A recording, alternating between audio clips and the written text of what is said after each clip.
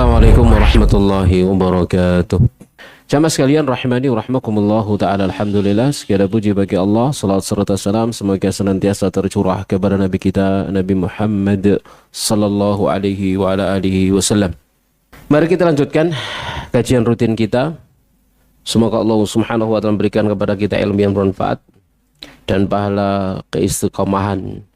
Dan mana istiqamah itu pahalanya besar. Istaqimu wa lan tuhsu, kata Nabi sallallahu alaihi wasallam. Jamaah sekalian rahmani rahmakumullah, sekarang kita sampai pada pembahasan khudhu anni manasikakum, yakni hajatun Nabi sallallahu alaihi wasallam. Ambil oleh kalian dariku manasik haji kalian. Yakni kita akan membahas tentang sifat haji Nabi sallallahu alaihi wasallam.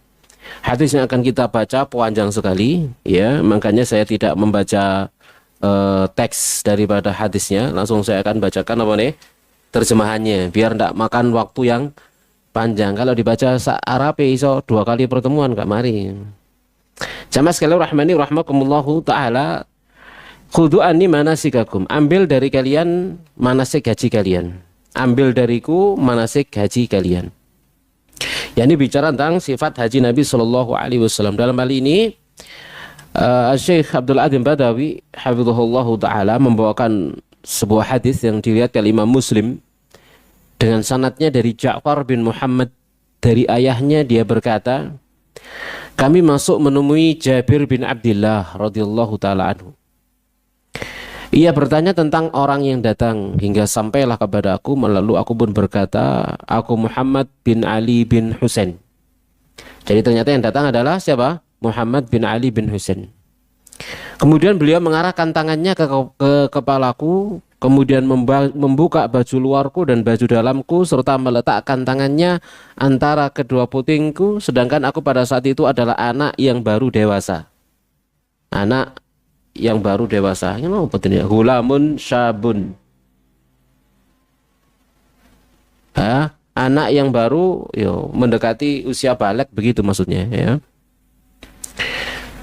Kemudian dia berkata, selamat datang wahai anak saudaraku.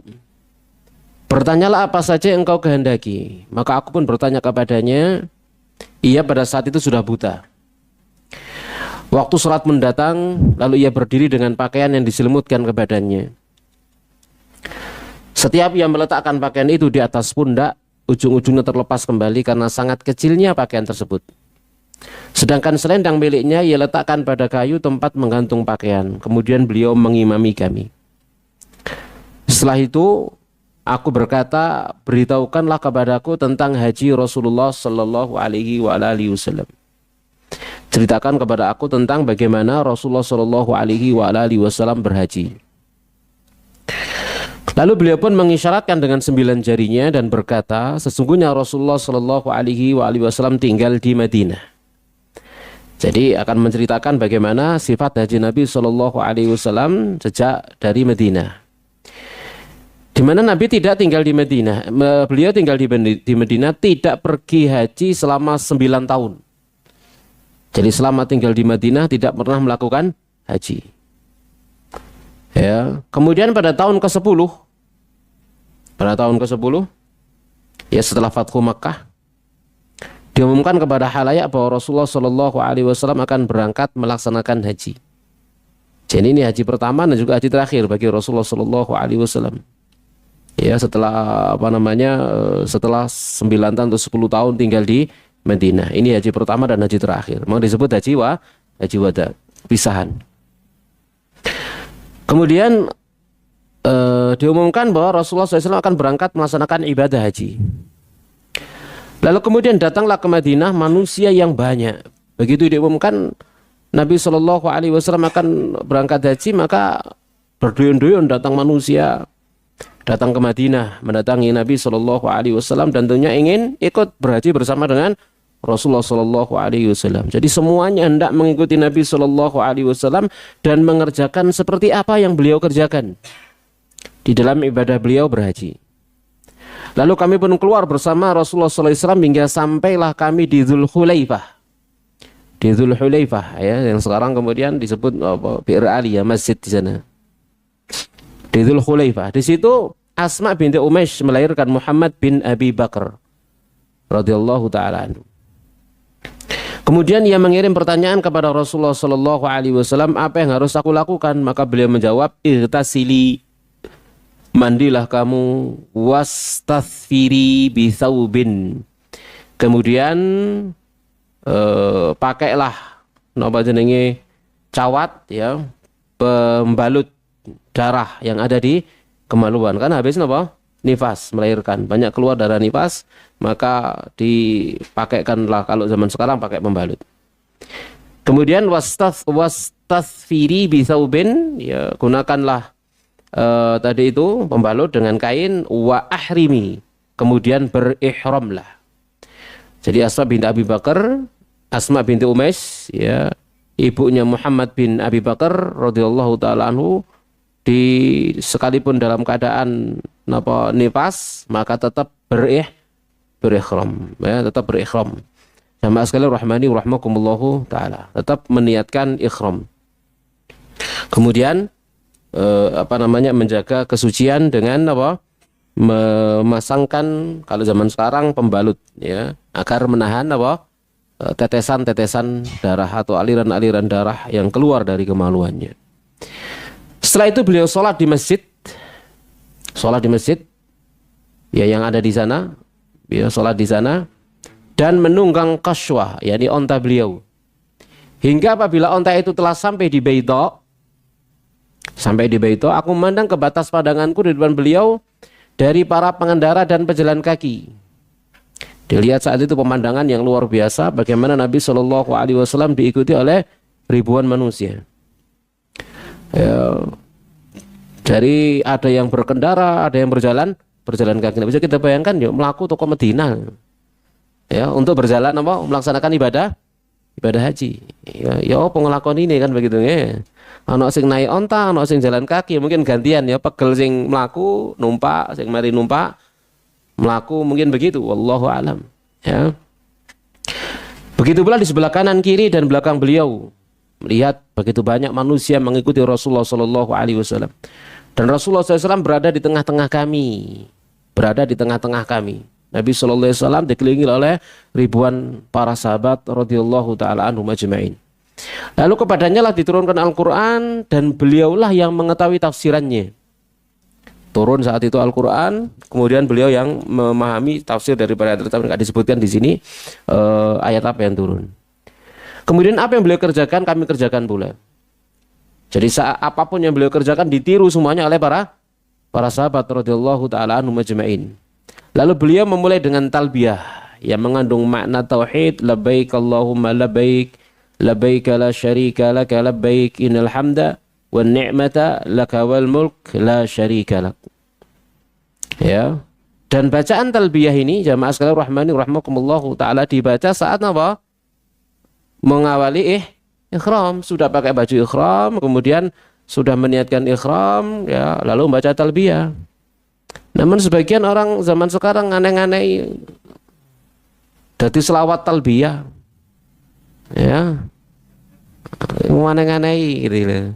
Jadi gak dalam keadaan berikhram, kemudian gak mau berangkat ke sana, ya, ada acara apa jenenge kumpulan haji, mau iki labbaik Allahumma labbaik, labbaik la syarika lak labbaik, sampai di lagu begitu ya. Ini aneh-aneh, ini semakin kreatif memang.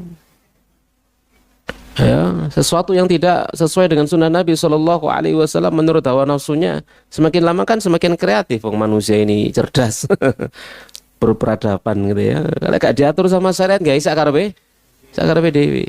Jamaah sekalian rahmani rahmakumullahu taala.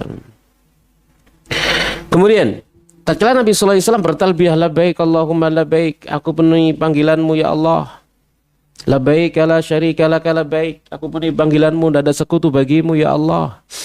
Kayak innal hamda wan ni'mata laka wal mulk, sesungguhnya pujian, nikmat dan kerajaan itu adalah milikmu, la syarika lak, tidak ada sekutu bagimu. Maka manusia pun ikut bertalbiyah dengan talbiyahnya Rasulullah Sallallahu Alaihi Wasallam, ya, yang mereka pakai bertalbiyah dengan talbiyahnya Rasulullah Sallallahu Alaihi Wasallam, di mana Rasulullah SAW tidak pernah menambah sedikit pun dari talbiyah ini. Beliau terus mengulang talbiyah ini, labbaik Allahumma labbaik, labbaik la syarika lak labbaik, innal hamda wan ni'mata laka wal mulk la syarikalah. Jadi sepanjang perjalanan setelah meniatkan ihram maka bertalbiyah terus.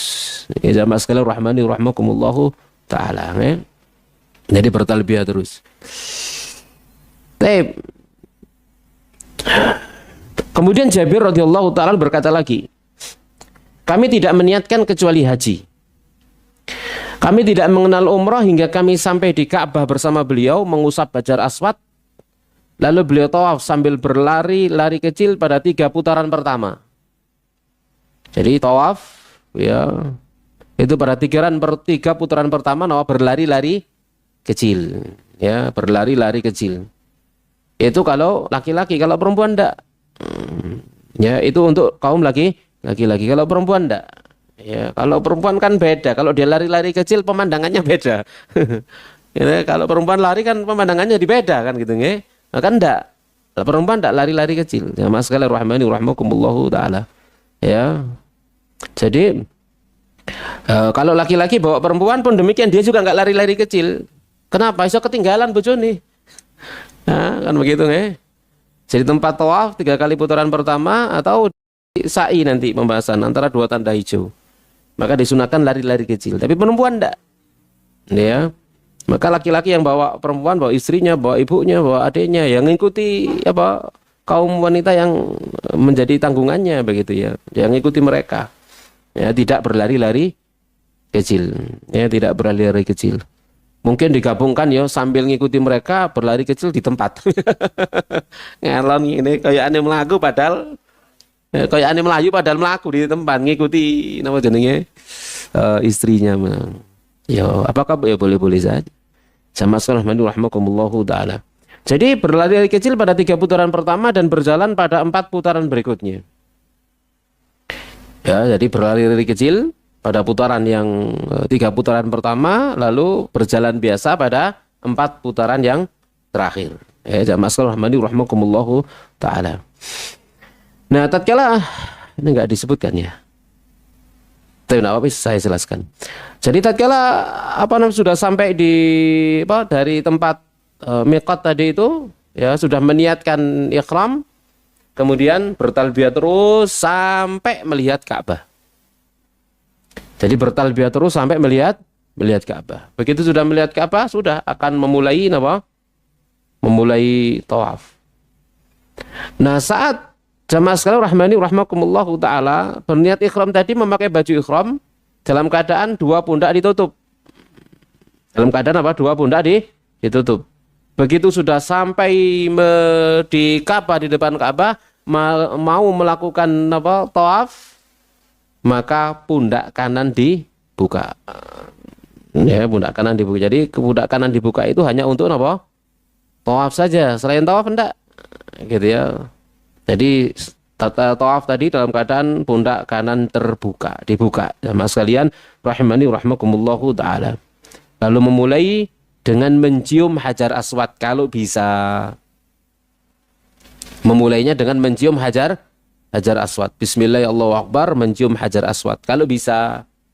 Kalau tidak bisa, maka mengusap Hajar Aswad, lalu tangannya dicium. Hajar Aswad diusap, tangannya dicium. Kalau tidak bisa mengusap Hajar Aswad, maka memberikan isyarat dari kejauhan ke arah Hajar Aswad, tangan diangkat. Bismillah Allahu Akbar, tangan tidak perlu dicium. Gitu ya. Ini yang banyak terjadi kekeliruan di situ. Saya ngisi satu travel umroh di Malang sini, bukan yang kemarin saya berangkat, yang lainnya saya diminta ngisi. Saya koreksi, saya lihat mana materinya. Biasanya yang disampaikan, saya dikirimi PPT jadi PowerPoint, tak lihat, wah banyak koreksi, tak koreksi aja, bapak bohong ini. Koreksi aja. Ya, saya bikinkan PowerPoint sendiri, kemudian saya jelaskan begitu. Yang punya ownernya tole saling pandangin gitu. Ya, salamu dewe nyeluk aku kan gitu nih. Ya tak koreksi. Nah, koreksi begini gini ya. Jadi di antaranya ini di sana disebutkan yang mereka bikin itu mengisyaratkan tangan lalu tangannya dicium. Ini enggak benar. Nah, ngapain tangan membambung dewe kok napane kan gitu loh. Ya. Tapi kalau mencium Hajar Aswad, ya masyru'. Kan gitu ya. Hajar Aswad diusap, nah tangannya ini habis mengusap Hajar Aswad. Kemudian tangannya dicium. Iku sik masuk akal gitu loh ya. Si ana napa sebab musababi begitu ya. Tapi teko doan bismillahirrahmanirrahim. Gitu ya. Ya, ini tidak ada yang seperti itu. Jamaah sekalian rahmani rahimakumullah taala ya. Dan kemudian setelah itu mulailah ya, mulai tawaf. Bismillahirrahmanirrahim. Tatkala sudah kenceng ya, apa namanya lurus kita dengan napa jenenge Hajar Aswad ya. Kalau sekarang kan semua ada tandanya. Semua ada tandanya. Ya, ke lurusnya Hajar Aswad kita lihat sebelah kanan sana ono tulisannya Hajar Aswad sebelah kanan nih. Maka antara tanda itu dengan Hajar Aswad lurus sudah. Kita di antaranya itu langsung ke kiri bismillahirrahmanirrahim. Hatta di apa jenenge lantai 2 atau lantai 3 bahkan di rooftop pun seperti itu ada tandanya. Hingga kita tatkala tawaf bisa enak tahu mana tempat Hajar Aswad, mana melewati rukun Yamani, misalkan ya tahu ini ya. Jadi 3 putaran yang pertama yaitu lari-lari kecil, lalu 4 putaran yang terakhir napa jalan kaki biasa. Ya jamaah rahimakumullah taala. Nah, selama tawaf itu apa yang dibaca sakarepe wis. Ya. Sakarepe terserah, baca Quran boleh, berdoa boleh, berzikir boleh. Jamaah sekalian rahmani rahimakumullah taala. Ngerepek ambek maca buku ya boleh. Ndonga ambek ngerepek. Tapi yang harus kita perhatikan yang penting dalam berdoa itu paham apa yang diminta. Aja ndonga gak paham wis pokoke sak buku khatam gitu ya. Apa nyewa karo wis husnudzon ae. Allah sing roh gitu. Ya jangan begitu, paham dengan apa yang dibaca. Masalah rahmani rahimakumullah taala. Ya. Jadi bebas. Bahkan ngobrol juga boleh. Ngobrol boleh? Boleh, enggak apa. Begitu sampai di mataf tempat tawaf misalkan ketemu konco lawas, "Lho kon ndek kene ya, apa kabarmu?" Oleh. Lalu sepanjang tawaf lu ngobrol tok oleh, ya sah kan gitu ya, nggak masalah ya, cuman malah gak ndonga. Ya cuman malah gak ndonga, tapi sah nggak apa-apa kan gitu nggih. Sama sekali rahmani rahimakumullah taala. Baik, kemudian setelah melewati rukun Yamani itu adalah rukun sebelum Hajar Aswad. Ada rukun Yamani. Begitu melewati rukun Yamani, maka napa jenenge sunai ngusap, diusap tok, gak kade diambung, diusap tok. Ya, diusap tok. Kalau bisa, kalau ndak usah ndak bisa, ya gak pakai isyarat. Ya, kalau bisa ngusap diusap, kalau ndak bisa nggak pakai diisyaratkan kayak Hajar Aswad begitu. Ini juga saya koreksi. Oh, apa namanya ya banyak jamaah seperti itu melewati rukun Yamani di napa? Dikasih isyarat begitu nggih. Wong Indonesia iki angel kok. Kandanane angel. Jamaah sekalian rahmani rahimakumullah taala. Ya, lalu kita membaca apa Rabbana atina fid dunya hasanah wa fil akhirati hasanah wa qina adzabannar. Antara rukun Yamani sampai rukun Hajar Aswad. Seperti itu. Dan itu juga memberikan isyarat kepada kita. Nabi tatkala membaca antara itu rukun Yamani sampai rukun Hajar Aswad, Rabbana atina fid dunya hasanah wa fil akhirati hasanah wa qina adzabannar, maka itu pula seharusnya yang kita baca, yang kita paham yang pendek-pendek begitu. Kan gitu nggih. Jadi yang mudah, apa yang mudah kita baca agar napa? Agar khusyuk. Orang tatkala misalkan baca dari bukunya begini sampai ndingkluk ngene, tabrakan. Ngene enggak bisa khusyuk. Tapi kalau dia hafal berarti enggak usah panjang-panjang. Sing napa jenenge ono donga sapu jagat ini sapu alam raya lah. Ya, yang sedikit tapi maknanya dalam. Begitu ya, hajat apa begitu ya. Yang kita bisa paham, bisa khusyuk di dalam kita membacanya begitu. Ini jamaah sekalian rahimani rahimakumullah taala. Ya kesalahan juga misalkan jamaah sekalian rahimani rahimakumullah selalu dibimbing aja imam ono sing mimpin. Allahumma ya Rabbana kan gitu ya. Enggak usah begitu, masing-masing berdoa sendiri-sendiri ya, masing-masing berdoa sendiri-sendiri atau berzikir semaunya deh, sing enak ya apa terserah sudah. Jamaah sekalian rahmani rahimakumullah taala, kecuali pada tempat-tempat yang itu doanya khusus seperti rukun Yamani tadi doanya khusus, Rabbana atina fid dunya hasanah wa fil akhirati hasanah wa qina adzabannar. Yang lain gitu ya monggo terserah bebas. Tapi kalau kita melihat mencontoh doa antara rukun Yamani sampai rukun Hajar Aswad doanya pendek. Kan gitu ya, pendek saja. Gitu ya. Yang penting kita bisa paham, kita khusyuk membacanya dan seterusnya. Atau doa itu sudah dibaca, muter wis ngikut doa. Ya tidak ada doa yang lebih baik daripada doa itu. Rabbana atina fid dunya hasanah, ya Allah berikan kepada aku kebaikan di dunia dan kebaikan di akhirat, selamat dari neraka. Ada yang lebih baik daripada doa itu? Ada nggak? Sudah ya situ kan gitu ya. Jadi kalau nggak apalah kayak ya wis iku ae wis mencukupi dari segala doa. Jamaah sekalian rahimani rahimakumullahu taala.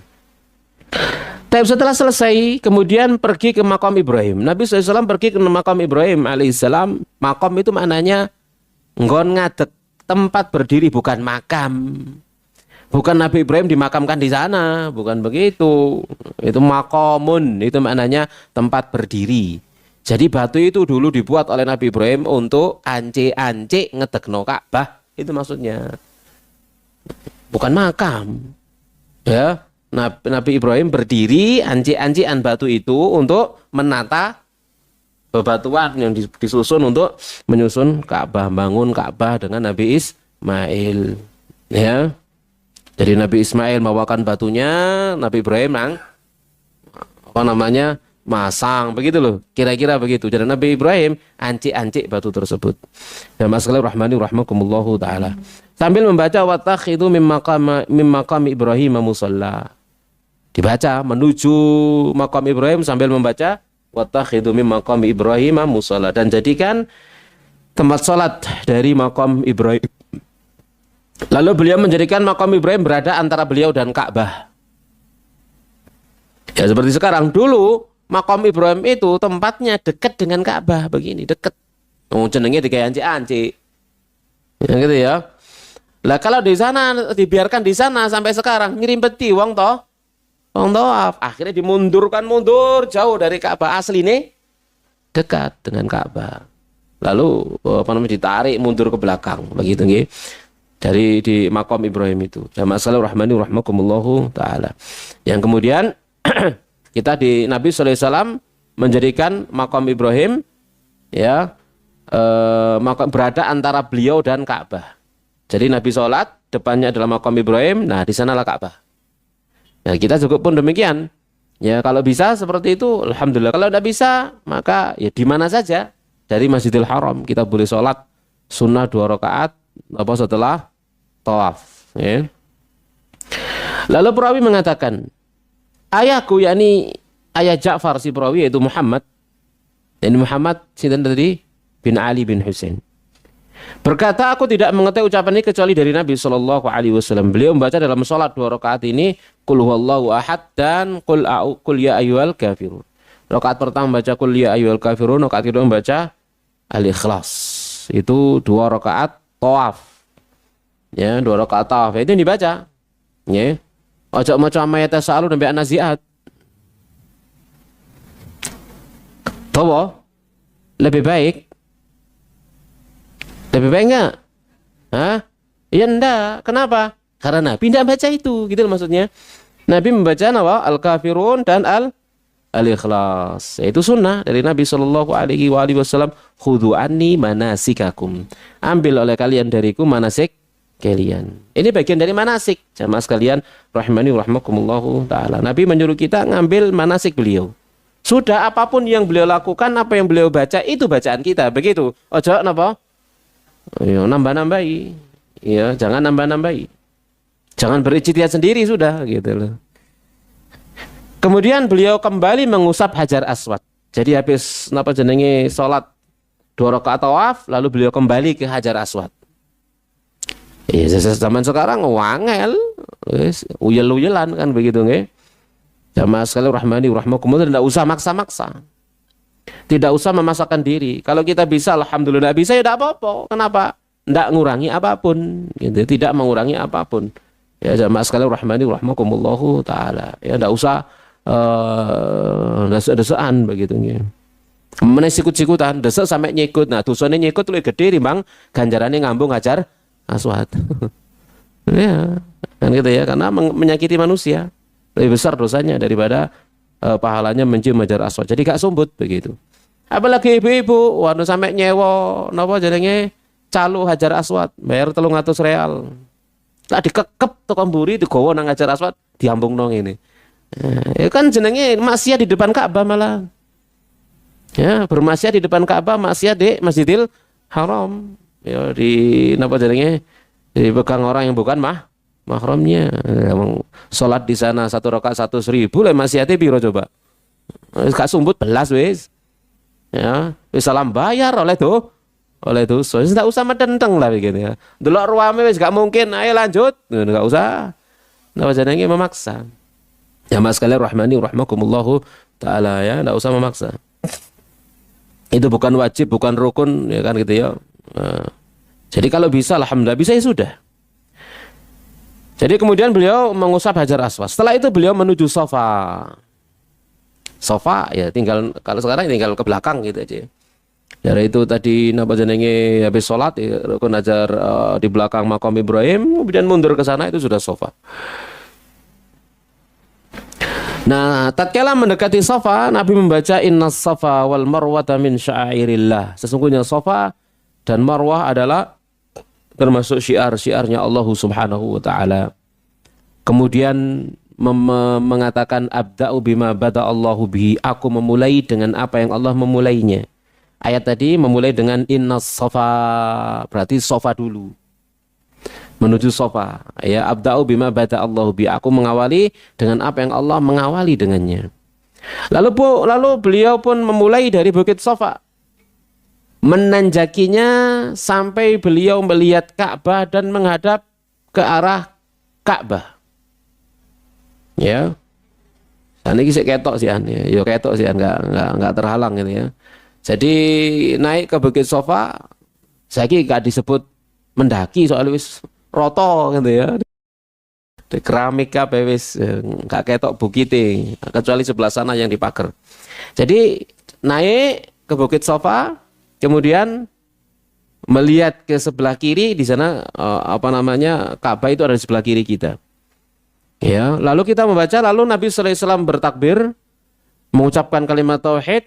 Ya, beliau berkata la ilaha illallah wahdahu la syarikalah. Lahul mulku wa lahul hamdu wa huwa ala kulli syai'in qadir. La ilaha illallah wahdah anjaza wa'dah wa nasara 'abdah wa hazamal ahzaba wahdah. Ya. Jadi beliau bertakbir, ya Allahu akbar. La ilaha illallah la syarikalah. Lahul mulku wa lahul hamdu wa huwa ala kulli syai'in qadir. La ilaha illallah wahdah anjaza wa'dah wa nasara 'abdah wa hazamal ahzaba wahdah. Ini tatkala di Bukit Safa, lalu berdoa, kemudian diulangi lagi, Allahu Akbar, la ilaha illallah la syarikalah, lahul mulku wa lahul hamdu wa ala kulli syai'in qadir, ya, dan seterusnya. Lalu berdoa, lalu membaca doa ini. Jadi membaca tahlil tadi itu, lalu berdoa, baca lagi, lalu berdoa, baca, lalu jalan. Ya, jadi berdiri di sofa sambil menghadap ke arah Ka'bah. Saat itu Ka'bah ada di sebelah kiri. Ya, lalu membaca ini. Ya, membaca la ilaha illallah la syarikalah, lahul mulku wal hamdu wa ala kulli syai'in qadir.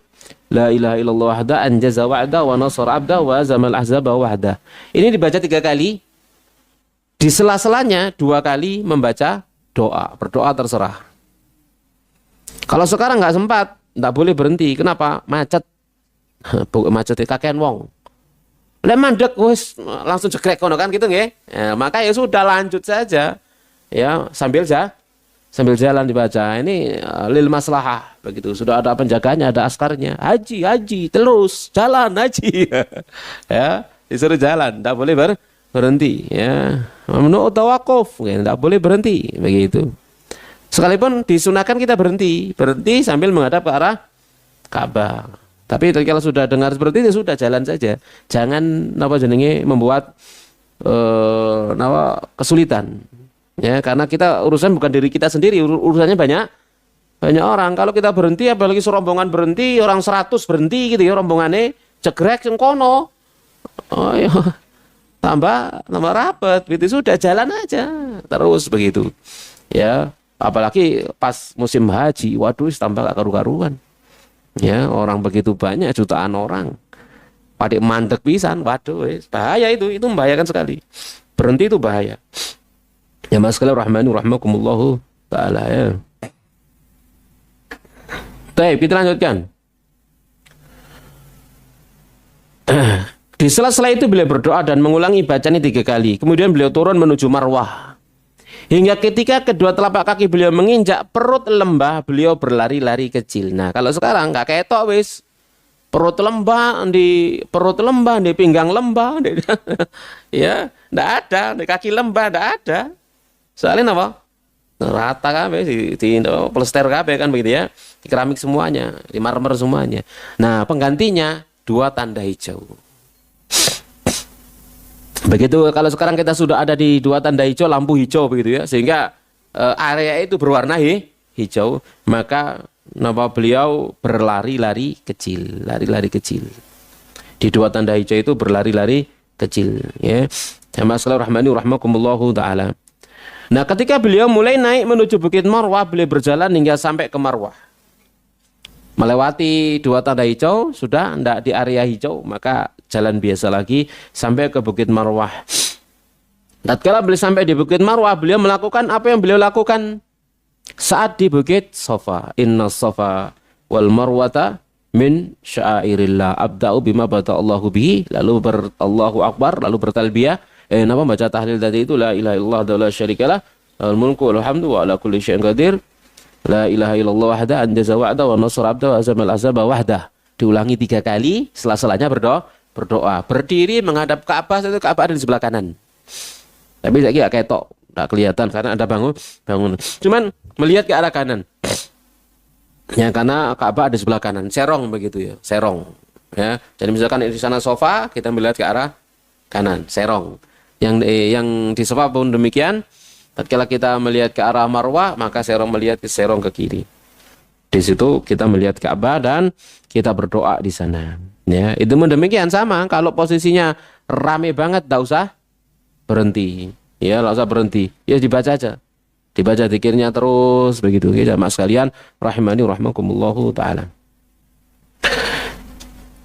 Nah, itu dilakukan 7 kali. 7 kali niku Safa Marwah 1, Marwah Safa 2, ya, Safa Marwah 3, Marwah Safa 4, Safa Marwah 5, Marwah Safa 6, Safa Marwah 7. Berakhirnya di Safa. Duduk 7, Safa Marwah 1, Safa Marwah 1, Safa. Yo ping 14 sampean. Dengkel sikile. Ya, keliru itu. Ya, masalah rahmani rahmatullah. Akhirnya adalah di Marwah, ya. Beliau bersabda, "Lau anni istaqbaltu min amri." Seandainya aku mengetahui apa yang aku ketahui sekarang. Mastadbartu lam asuk al-hadiyah. Aku tidak akan membawa hewan sembelian. Wa ja'altuha umratan, dan aku jadikan ia sebagai umrah. Faman kana minkum laisa ma'ahu hadiyun falyahilla. Siapa di antara kalian yang tidak membawa hewan sembelian, silakan sekarang tahallul. Waliyaj'alha umratan, dan jadikan ia umrah. Ya. Jadi saat ini Nabi menggunakan haji kiron karena bawa hewan sembelihan. Nabi memerintah para sahabat untuk tamattu. Setelah ini yang tidak bawa hewan sembelihan silakan tahallul, berarti tamattu. Nabi memerintah para sahabat untuk tamattu. Yang tidak bawa sembelihan disuruh tahallul. Ya, tahallul pertama. Sebelum tahallul yang kedua, setelah ibadah haji. Jadi jadikan yang ini adalah umrah. Ya, jadikan ini adalah umrah. Tapi yang bawa hewan sembelihan tidak boleh tahallul. Sampai nanti setelah balang Jumrah Aqabah baru boleh tahallul. Terus setelah tawaf ifadah, maka baru boleh tahallul yang bawa hewan sembelihan. Tapi yang tidak bawa hewan sembelihan disuruh tamattu. Dan ini yang terbaik, dan ini yang paling mudah. Ya, memudahkan, ya, mengenakkan. Karena Nabi SAW menginginkan bagi umatnya apa yang mudah. Ya. Nah, bisa kita bayangkan tuh kalau kita haji kiron dari Indonesia, pesawat khusus nggak wedus. Kan gitu ya. Baik, jamaah sekalian rahmani rahmakumullahu taala. Kita lanjutkan. Suraqah bin Malik bin Ju'shum berdiri dan bertanya, "Wahai Rasulullah, apakah untuk tahun ini saja atau untuk selamanya?" Ya ini napa tamattu tadi itu untuk tahun ini atau untuk selamanya. Kemudian beliau menjalin jari jemarinya satu dengan yang lainnya dan bersabda, dakhalatil umrati fil haji marratain. Ya, umrah itu masuk ke dalam haji. La bal li abad, bahkan ini untuk selamanya. Jadi memasukkan umrah di dalam ibadah haji. Ya jamaah sekalian, rahimani wa rahmakumullahu taala. Jadi ini perintah Nabi sallallahu alaihi wasallam. Ya, ini sunnahnya. Kemudian Ali datang dari Yaman membawa unta-unta Rasulullah sallallahu alaihi wasallam dan menjumpai Fatimah. Termasuk orang yang bertahallul. Melihat Fatimah termasuk orang yang sudah bertahallul, memakai pakaian yang celup dan bercela. Ali pun mengingkari hal ini. Lalu Fatimah berkata, sungguhnya ayahku memerintahkanku untuk melakukan hal ini. Ya. Jadi Ali radhiyallahu taala bawa hewan sembelihan, bawa hadiah. Melihat Fatimah sudah tahallul. Ya, karena sudah berhias. Ya, sudah berhias. Ingkari maka dijawab, yo bapakku yang nyuruh kan gitu ya. Rasulullah SAW merintah untuk bertahallul sekarang. Kemudian berkata Jabir, yakni perawi hadis ini, ketika di Irak, Ali berkata, kemudian aku pergi mengadukan apa yang berbuat oleh Fatimah kepada Rasulullah Sallallahu Alaihi Wasallam. Ia bertanya kepada beliau Sallallahu Alaihi Wasallam, akan apa yang diceritakan Fatimah tentang beliau. Aku juga menceritakan bahwa aku telah mengingkari yang dikerjakan oleh Fatimah. Ya ini melakukan haji tamattu. Ya perintah Rasulullah Sallallahu Alaihi Wasallam bertahalul setelah umrah. Ya bertahalul setelah sa'i. Lalu beliau bersabda, sadaqat. Dia benar. Madza qulta hina faradtal hajja? Lalu apa yang kau katakan ketika engkau mengerjakan haji? Ya. Lalu Ali radhiyallahu ta'ala berkata, ya Rabbku, aku berikhram dengan apa yang diikhramkan oleh Rasulmu. Ya. Oh, kok ngono sih terjemahannya. Bentar ya. Allahumma inni uhillu bima ahalla bi rasuluka. Oh ya. Jadi ya Allah, aku berikhram dengan apa yang Rasulmu itu berikhram dengannya. Jadi dia berniat ikhram seperti niatnya Rasulullah sallallahu alaihi wasallam. Kemudian Rasulullah sallallahu alaihi wasallam bersabda, fa inna ma'iyal hadiya fala tahillu. Aku itu bawa hewan kurban. Maka engkau jangan bertahallul. Kenapa? Karena dia niatnya ikhram kayak ikhramnya Rasulullah sallallahu alaihi wasallam. Gitu ya. Dan bisa dibatalkan. Niatnya bisa dibatalkan. Nah, sementara Rasulullah SAW niatnya ikhram dengan qiron karena sudah bawa hewan sembelihan. Ya, maka Nabi melarang Ali untuk bertahallul, ya. Maka jangan bertahallul. Berkata perawi, hewan kurban yang terkumpul baik yang dibawa oleh Ali radhiyallahu taala maupun yang dibawa oleh Nabi sallallahu alaihi wasallam sebanyak 100 ekor. Sindiko akeh 100 ekor. Berkata perawi, semua jamaah haji bertahallul dan memendekkan, mencukur rambut mereka kecuali Nabi sallallahu alaihi wasallam dan orang-orang yang membawa hewan kurban. Ya, termasuk Ali tentunya radhiyallahu taala anhu, ya tidak bertahallul. Tapi tahallul yang awal ini, gitu ya, bagi yang berhaji tamattu itu tidak dicukur gundul, dicukur rata. Untuk laki-laki pun tidak dipotong berheleleng itu. Kita sering mendapati orang bertahallul, bapak-bapak niku ndek marwah nggo gunting ketok seret gak begitu sunnahnya, dicukur rata. Gitu ya. Dipotong ini tok mulai boys. Mulai toko umroh rambutnya boys gitu ya. Ndak sunnah seperti itu. Yang sunnah dicukur rata. Kalau umroh tok ndak haji, dicukur gundul gitu.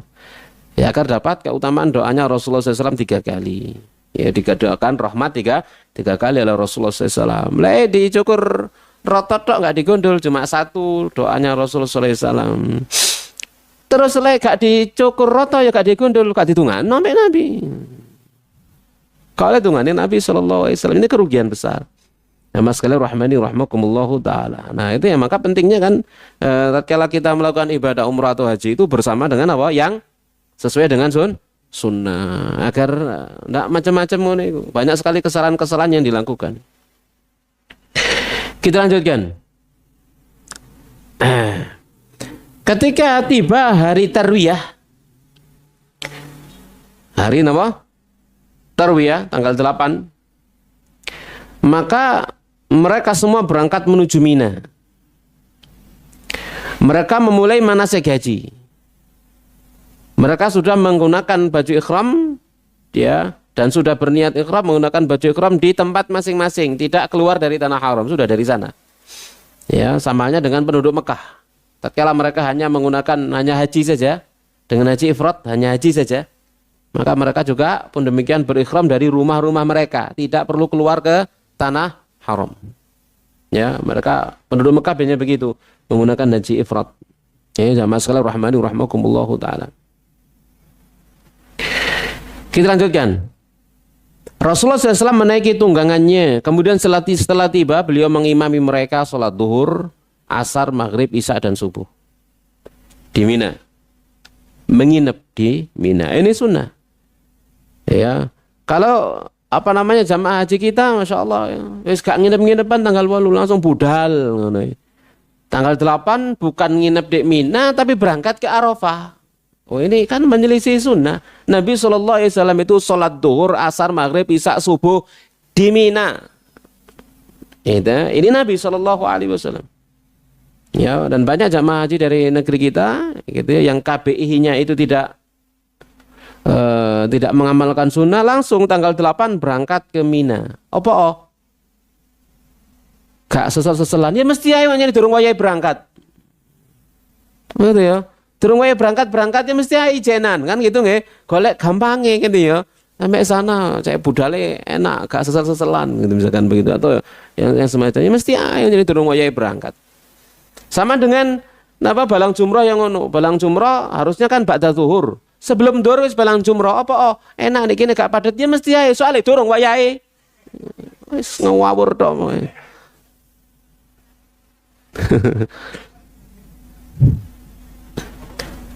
Baik. Setelah sholat subuh beliau menunggu sebentar sampai terbit matahari. Masih di Mina sampai subuh. Ya, sampai matahari terbit. Setelah kelihatan matahari terbit, beliau minta dirikan kemah untuk beliau di Namirah. Berangkat sudah ke Arafah. Didirikan kemah di Namirah. Sekarang disebut namanya Masjid Namirah. Dan langsung kita perhatikan, tidak semua bagian Masjid Namirah ada di Arafah. Hati-hati ini. Tidak semua bagian Masjid Namirah ada di Arafah. Sebagiannya keluar dari tanah Arafah. Sehingga siapa yang berdiam diri Masjid Namirah pas di luar daerah Arafah, hajinya tidak sah. Hati-hati. Harus tolah-toleh pokoknya. Ya, kalau misalkan di Masjid Namirah, misalkan tolah-toleh, karena melihat batas tanah, batas Arafah. Ya itulah, kan ada tandanya. Tandanya jauh, pelakat, papan begitu dilihat. Kenceng kau nambah gini, delok gini, oh aku ada di dalam aman. Tapi kalau ternyata di luar, hati-hati nang segera pindah. Kenapa? Tidak sah hajinya, karena haji itu Arafah. Ya, sama sekali rahmani rahmakumullahu taala.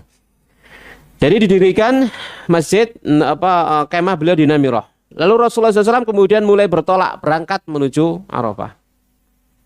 Orang-orang Quraisy tidak meragukan kecuali beliau berhenti di Masy'aril Haram seperti yang dilakukan oleh orang-orang Quraisy pada zaman jahiliyah. Beliau telah melewati Mina dan menuju Arafah hingga ketika sampai di dekat Arafah beliau mendapatkan kemahnya telah dipasang di Namirah.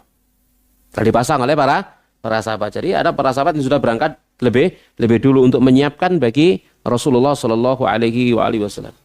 Ya memang seperti itu kan, ketika pemimpin ya memang harus disiapkan. Masa pemimpin kan bangun dewe. Ya memang seperti itu adabnya kan demikian pemimpin begitu. Ya sama sekali rahmani rahmakumullahu taala. Kemudian beliau pun singgah di tempat tersebut. Ketika matahari telah tergelincir, beliau memerintahkan agar untanya Al-Qaswa disiapkan. Beliau pergi ke tengah-tengah lembah dan berkhutbah di tengah-tengah manusia. Setelah matahari tergelincir, ini waktu zuhur. Ya, maka ada khutbah Arafah. Ya, sebelum sholat duhur dan sholat duhur jamak dengan asar. Ya, khutbah, ada khutbahnya. Nabi SAW berkhutbah. Nah, di antara isi khutbah beliau, inna dima'akum wa amwalakum haramun alaikum. Darah-darah kalian, harta kalian haram atas kalian, kahurmati yaumikum hadza, seperti haramnya hari kalian ini, hari Arafah. Fi syahrikum hadza, di bulan kalian ini, bulan Dzulhijjah. Fi baladikum hadza, di negeri kalian ini, tanah haram, yakni Makkah.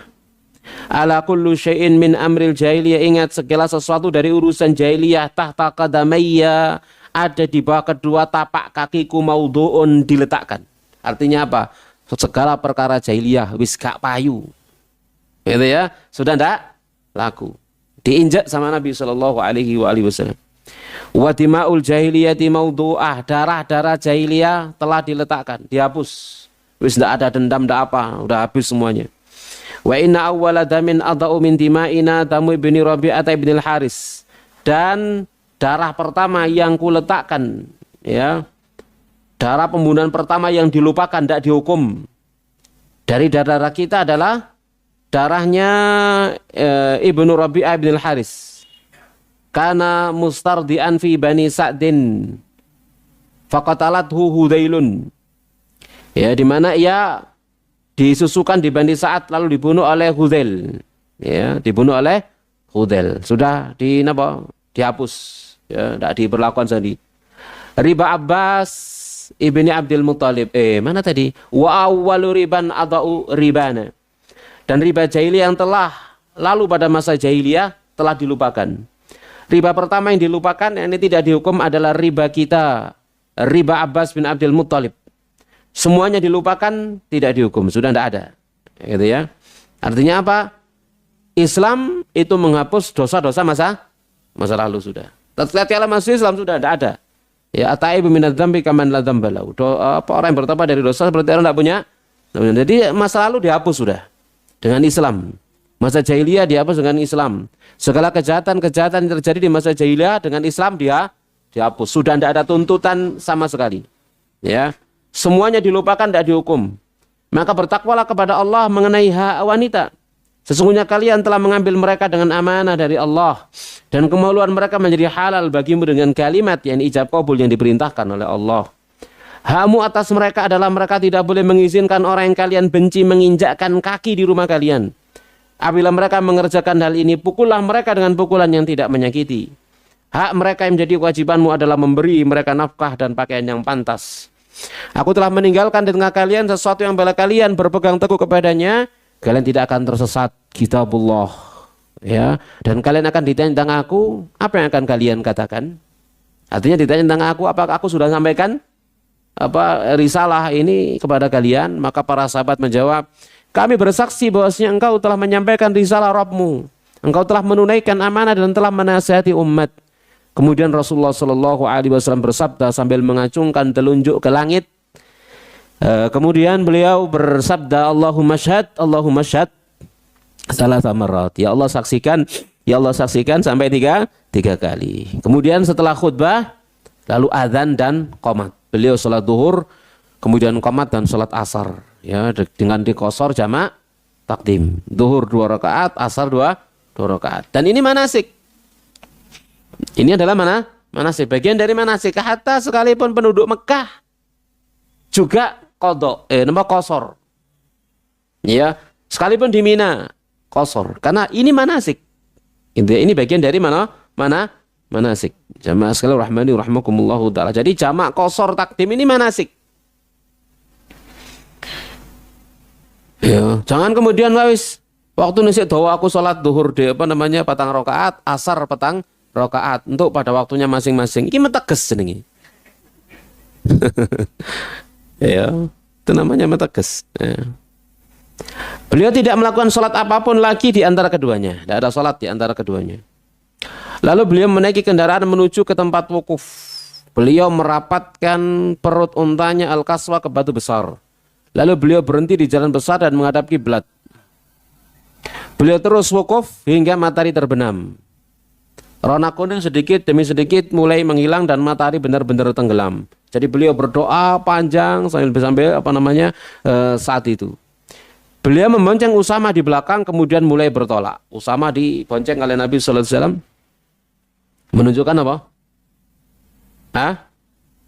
Menunjukkan apa? Kedudukan Usama di hati Nabi gimana? Ya besar, makanya kan dia termasuk hibbi Rasulullah sallallahu alaihi wasallam. Usama dicintai oleh Nabi sallallahu alaihi wasallam, bapaknya dicintai oleh Nabi sallallahu alaihi wasallam. Bapaknya Usama siapa? Zaid bin Harithah. Ya, Zaid bin Harithah anak angkat Nabi sallallahu alaihi wasallam. Nah, Usama berarti cucu angkat ngono. Iya, kira-kira ngono ya. Beliau mengencangkan kendali untanya sampai-sampai kepala unta itu menyentuh tempat duduk kendaraan. Beliau beri isyarat dengan tangan kanan sambil bersabda, "Ayyuhan nas, as-sakinatus sakinah." Wahai manusia, tenanglah, tenang. Jadi jalan itu tenang, tidak perlu napa banter ke susu. Kemudian beliau mengendarkan tali kengkang untanya sedikit demi sedikit hingga unta itu dapat berjalan mendaki. Setibanya di Muzdalifah, beliau salat maghrib dan isya dengan 1 kali adzan dan 2 kali iqamat. Qashar dengan jamak takhir. Ini pun manasik. Ini manasik. Gitu ya. Misalkan sampai di Muzdalifah waktu maghrib, iya jamak takdim. Sampai di Muzdalifah waktu napa jenenge isya, ya jamak takhir. Begitu. Ojo salat dhewe maghrib dhewe lalu isya dhewe. Ndak, ini manasik. Jamaah sekalian rahimani. Seperti ini tata caranya begitu. Ya. Seperti ini tata caranya. Jangan kemudian kita berijtihad sendiri, begitu ya. Engko maro isae sepetang rakaat aku gak nyaman aku salat di qashar ya. Waktu ini sih dawa jangan gitu ya. Ini artinya tidak menerima kelonggaran dan kemudahan dari Rasulullah sallallahu alaihi wasallam. Beliau tidak membaca tasbih apapun di antara keduanya. Kemudian beliau berbaring hingga fajar terbit. Mari ngono nang turu.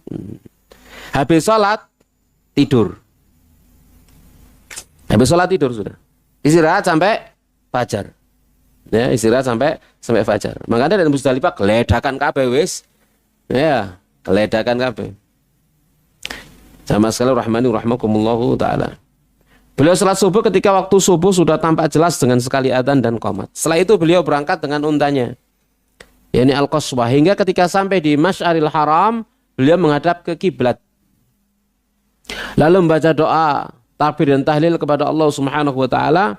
Beliau tetap berada di situ hingga terang benderang, lalu beliau bertolak sebelum matahari terbit. Beliau membonceng Al-Fadl bin Abbas. Al-Fadl bin Abbas. Tadi Usama, sekarang Fadl bin Abbas. Apanya Nabi? Sepupunya Nabi sallallahu alaihi wasallam. Dia adalah seorang laki-laki yang punya rambut yang indah. Kata kerupane iki kan mana kata digondol gitu ya. Karena kemarin waktu napa jenenge memimpin jamaah itu ada seorang pemuda yang rambutnya apui gitu ya. Tak lirik ae gondol gitu. Ya ternyata manut, alhamdulillah digondol. Jadi selama si durung gondol kebiak to gitu ya. Rambutnya di mana-mana rupanya. Tapi ternyata kemudian Masya Allah digondol. Kita lanjutkan. Jadi Fadl bin Abbas ini punya rambut yang indah, berkulit putih dan tampan. Ketika Rasulullah SAW bertolak, lewatlah sejumlah wanita. Al-Fadl memandang mereka. Ya, Al-Fadl memandang mereka. Rasulullah SAW menutupi wajah Al-Fadl dengan tangannya, ditutupi gini. Ini anak arek enom ganteng gitu ya. Wong wedok liwat. Sing noleh sapa? Sing lanang apa sing wedok? Hah? Ya karo lah. Wah, udah noleh. Jenenge arek enom ya. Ya jadi Fadl melihat kemana rombongan wanita itu. Rasulullah SAW menutupi wajah Al-Fadl dengan tanya. Al-Fadl memalingkan mukanya ke arah lain untuk memandang mereka. Berot gini. Arek enom. Ya. Rasulullah SAW pun memindahkan tangannya dari tempat tadi ke muka Fadl, ke arah yang ia memalingkan wajahnya hingga sampailah mereka di lembah Muhasir. Ya, seperti itu ya. Jamaah sekalian rahmani rahimakumullahu taala. Nah, itu pemuda di zaman Nabi sallallahu alaihi wasallam. Bagaimana pula pemuda di zaman sekarang? Tidak bisa kita bayangkan. Ya. Tidak bisa kita bayangkan.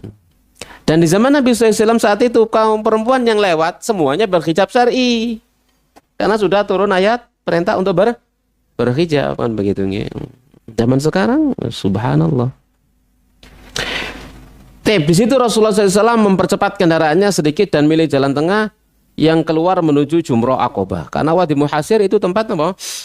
Tempat burung ababil menghancurkan pasukan gajah. Ini tempat adab. Maka di tempat adab itu tidak boleh berhenti lama, tapi langsung jalan. Gitu ya. Nah sekarang jamaah sekalian rahimani rahimakumullahu taala, satu kesalahan ya. Tempat di sana ada adab malah jadi tempat wisata.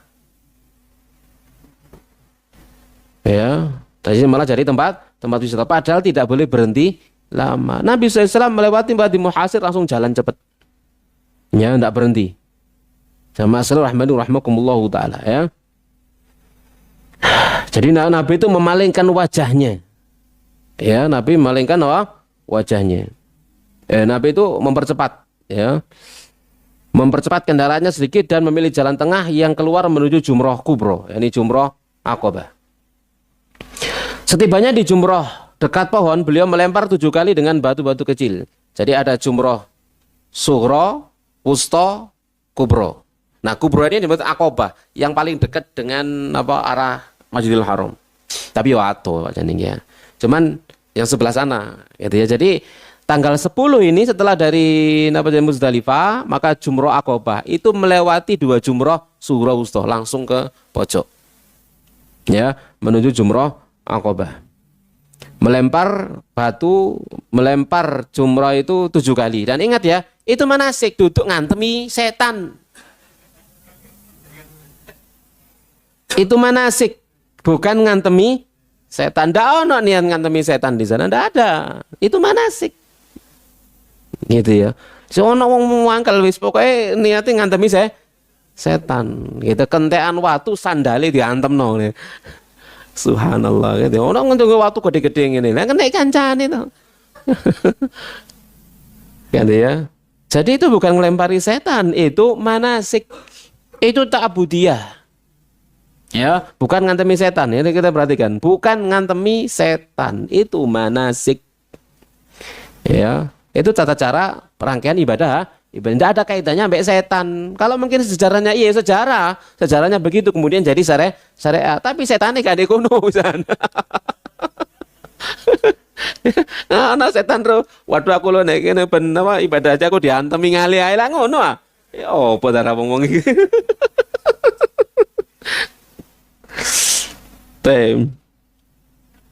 Ya, jadi melempar 7 kali dengan batu-batu kecil. Setiap lemparan beliau bertakbir Allahu Akbar. Setiap biji batu ukurannya sebesar kelingking. Kecil segini, ruas jari kelingking. Kalau gede-gede sak main-main itu lantep gitu ya. Enggak, ya. Beliau melempar dari tengah-tengah lembah itu. Kemudian beliau menuju tempat penyembelihan. Saat itu kemudian beliau menyembelih hewan kurban. Beliau menyembelih 63 hewan sembelian dengan tangannya sendiri. Swidak telu. Ngono kurban gitu ya. Ya. Setelah itu beliau memberi sisanya kepada Ali dan beliau menyertakan Ali dalam sembelian tersebut. Beliau kemudian merintahkan agar mengambil sedikit dari setiap hewan sembelian itu kemudian dimasukkan dalam satu panci dan dimasak. Mereka berdua pun makan daging tersebut dan minum kuahnya. Digulai. Ya, masalah rahmani rahmakumullahu taala. Jadi menyembelih 100 tadi ya. Nabi swidak telu berarti Ali pinten? 30 lebih itu 37 disembelih, 100 hewan disembelih. Ya sebagiannya di jelas dibagikan kepada yang fakir dari penduduk Mekah.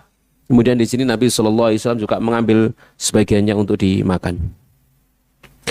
Lalu Rasulullah SAW menaiki kendaraan menuju Baitullah Ka'bah untuk tawaf ifadah. Dan beliau salat zuhur di Mekah. Beliau mendatangi Bani Abdul Muthalib yang tengah memberi air minum dari Zam-Zam dan bersabda, inzi'u timbal air. Ya Bani Abdul Muthalib, wahai Bani Abdul Muthalib, falaula an yaghlibakumun nas ala siqayatikum lanaza'tu ma'akum. Seandainya aku tidak khawatir manusia akan mengalahkan kalian dalam usaha mengambil air, niscaya aku akan ikut mengambil air bersama dengan kalian. Ya, memberi minum dengan air Zam-Zam. Kalau sekarang wis gak perlu nimbo.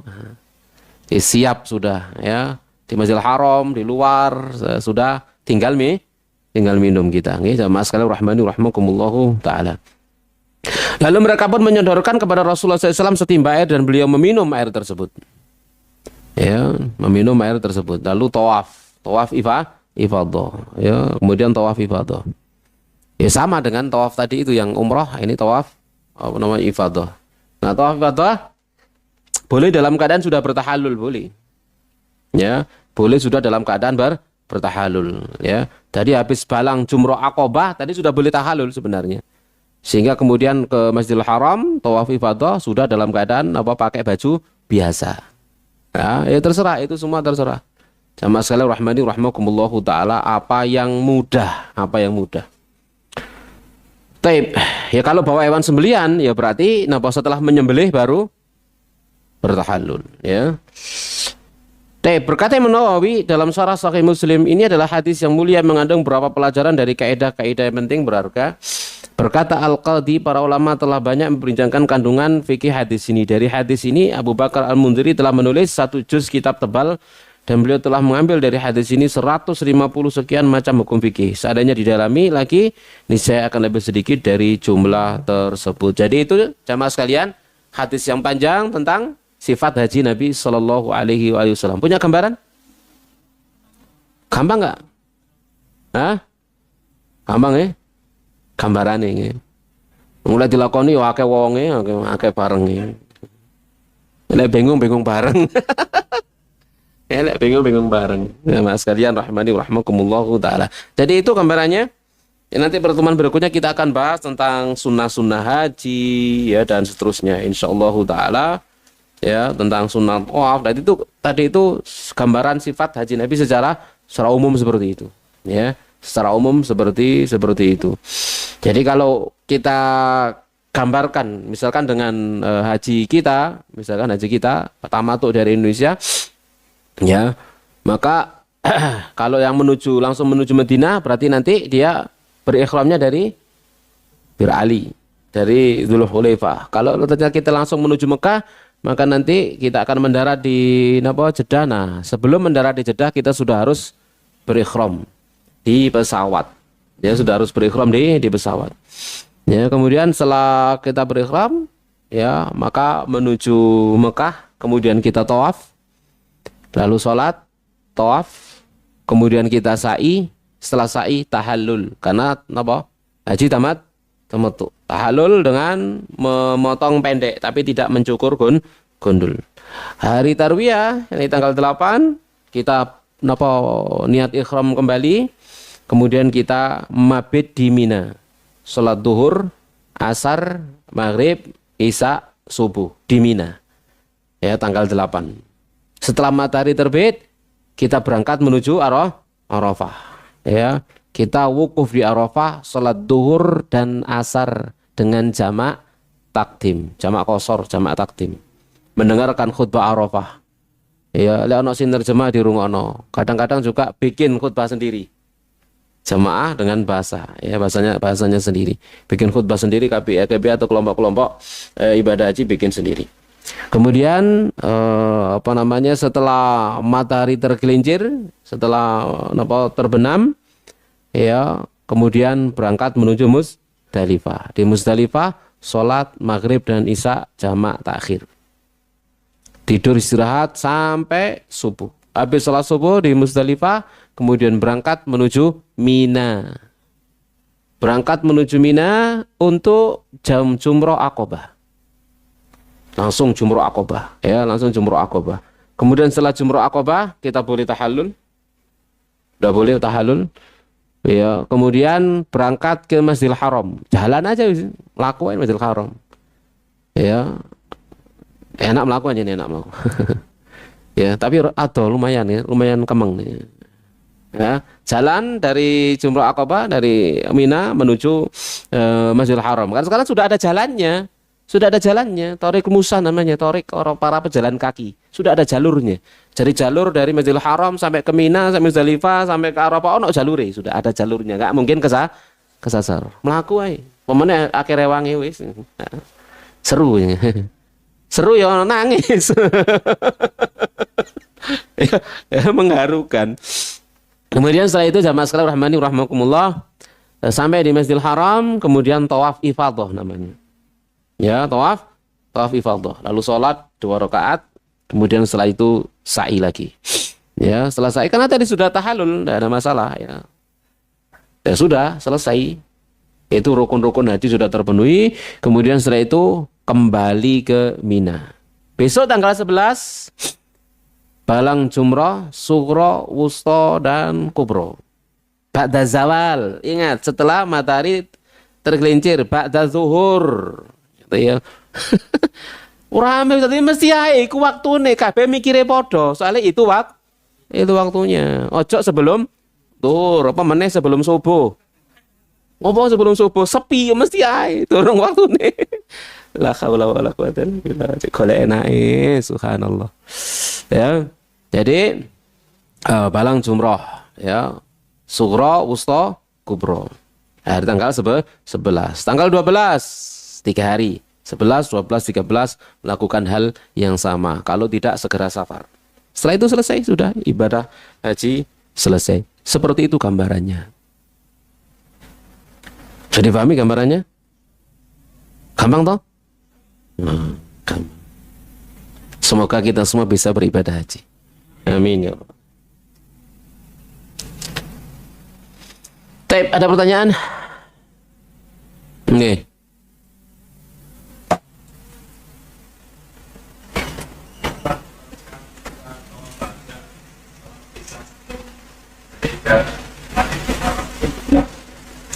Yang pertama terus yang kedua waktu kita impor hari kita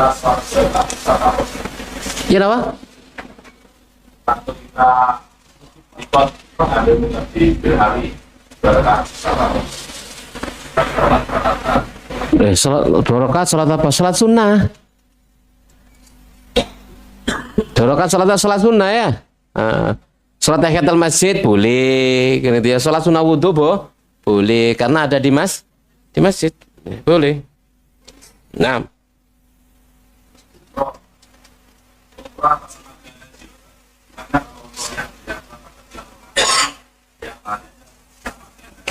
Iya. Tapi pahalanya tok yang sama. Tapi bukan haji, tidak menggugurkan kewajiban haji. Gitu ya, sama. Nggak usah bulan umrah pada bulan Ramadan. Setiap pagi kita habis sholat subuh, diem di masjid, berzikir sampai matahari terbit, lalu sholat 2 rakaat, sama dengan haji dan umrah tamah. Itu mek kan ganjarane. Tapi tidak menggugurkan ibadah haji. Paham insyaallah ya? Baik. Haji wada ya sunnah. Kok haji wada? Nama tawaf wada ya, bukan termasuk rukun. Ya bukan termasuk rukun. Ya sunnah begitu nggih. Ya, jangan ditinggalkan kecuali punya udzur syar'i. Seperti siapa? Seperti kaum perempuan. Lanang kayaknya karena udzur syar'i deh. Apa udzure wong lanang to? Ya. Kalau perempuan ada ya udzur syar'i. Ya. Tapi zaman sejak dulu ya sudah ada obat penahan haid. Di zaman para sahabat, para tabi'in dulu sudah menggunakan ramuan-ramuan penahan haid. Boleh dikonsumsi bagi ibu-ibu. Setelah dilihat jadwal waktunya ini haid, dikonsumsi biar tidak haid, biar tidak ribet. Apalagi nama jenenge haji kita akan terkoordinir.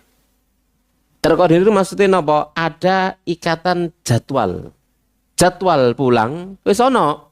Saat tiket-tiketnya wis ono, enggak iso kan begitu nggih.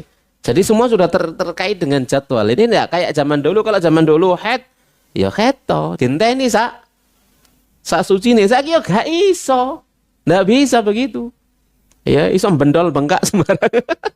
Nggih. Biayai sembarang kan begitu. Sudah tidak seperti zaman dulu. Kalau sekarang terkait ya apalagi zaman sekarang. Ya maka silakan memakai obat penahan haid ya biar enggak ribet ya, enggak susah. Juga enggak kepikiran budal umroh misalkan ya sampai sana haid wis ngalah aku lapo nek gini. Kan gitu ya. Terus aku lapo nek gini gitu ya. Jadi kepikiran malahan. Ya sudah suruh minum sana biar haidnya tertunda sebentar. Begitu seluruh rangkaian ibadah umrohnya selesai misalkan, ya sudah, nggak diminum lagi. Atau waduh ya weman, kok sik kepengin sholat di Masjidil Haram, sik kepengin sholat di nama Masjid Nabawi, begitu head wis gak iso mana kan gitu ya. Sudah mbiyen ae sampai mulai gitu ya. Ya, minum aja sampai pulang.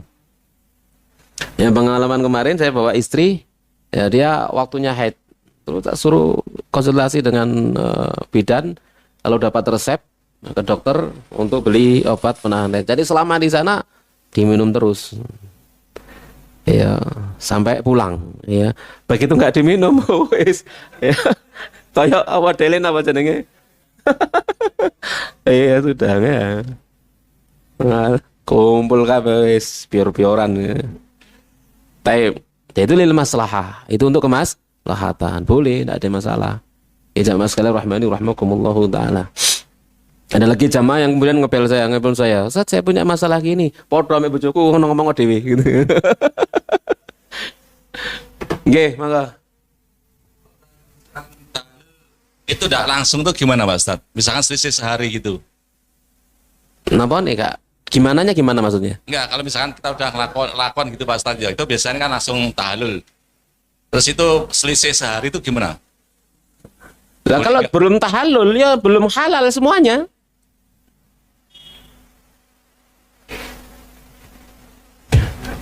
Kalau belum tahallul ya belum halal semuanya. Enggak oleh odo dik bojone sampean nek durung tahallul. Iya. Maksudnya? Harus tahallul dulu, disegerakan tahallulnya. Ya, kalau belum dulu kan nggak bawa uang gitu Ustadz. Nggak bawa uang. Kenapa? Untuk bayar potong rambut. Terus? Nah, itu udah sampai besok itu. Lagi kan berarti belum tahallul. Iya belum. Lah kalau belum tahallul ya nggak boleh ngapa-ngapain kan gitu ya. Dia statusnya masih dalam posisi berikhram kalau belum tahallul. Jadi tahallul itu kan menghalalkan, kan itu ya. Disimboliknya dengan apa? Dipotong. Itu simboliknya begitu, ya.